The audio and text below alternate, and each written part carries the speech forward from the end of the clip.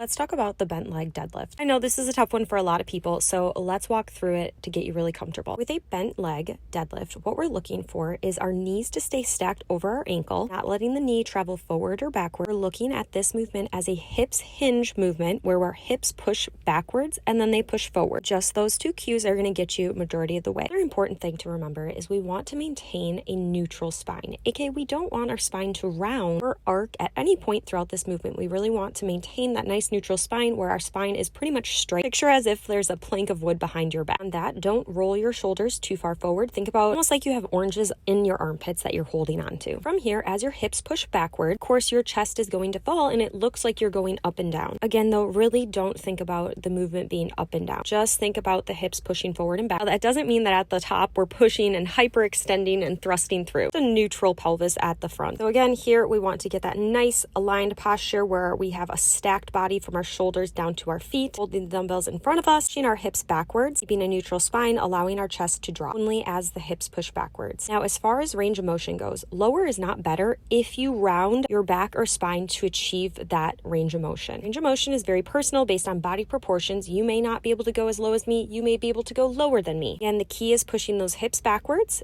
and not rounding at the spine. Again, we'll bend at the knees. Keep that knee stacked over the ankle as your knee bends and the hips push backwards. Now, if you're having trouble with letting your knees not travel forward as you're doing this movement and pushing those hips backwards, I've got a little hack for you that will help. What we're going to do is grab a bench. Chair would work just fine as well. We want to make sure that when we push back against the bench or the chair is lower than where our knees will bend. So you can see that this bench is a little tall for me. I'm unable to push all the way back without the bench getting in my way. So I need to get higher or use a shorter bench. And honestly, it's just easier for me to elevate my feet than to find a shorter bench. Again, this is very personal. You may have longer shins than me, and this may not be a worry, but we just want to make sure that that bend point in our knee is higher than the bench or whatever we're using. Here, now that I've grabbed a plate to put underneath my feet, when I go to bend, that bend point is higher than where the bench is. So I'm able to send my hips backward without the bench getting in the way. What this does is it allows us to practice now what it looks like to send our hips backwards without our knees traveling forward or backward. The bench is providing extra stability that doesn't allow that to happen. So we actually want you to push the back of your abs against the bench. And we'll go through a couple of reps here as far as making sure that our spine and pelvis are in a neutral position. We're going to send those hips, again, we're going forward and backwards. So send those hips pushed backwards. And again, as you naturally do that, your chest is going to fall and you're going to be moving up and down.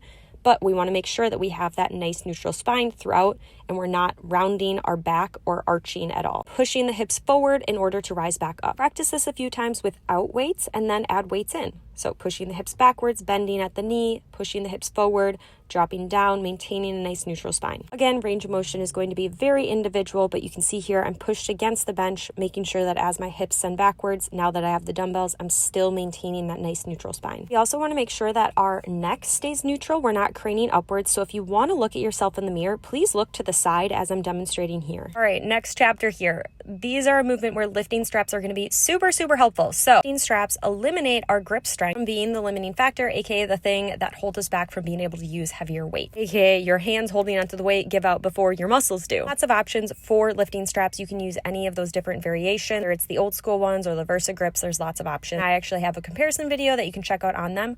I like to use the old school ones. Here I'm showing you how you would set up using the old school lifting strap. So you're going to strap one side in and then tighten your other one on your wrist and then strap that side around the dumbbell fully. And what this is going to do is it's going to make it so that yes, you're holding onto the weight, but the straps will actually help hold it for you. It takes a little bit of time to get this set up. You're going to have to kind of motorcycle grip it to get them nice and tight. We want to make sure there's no slack at all in the straps.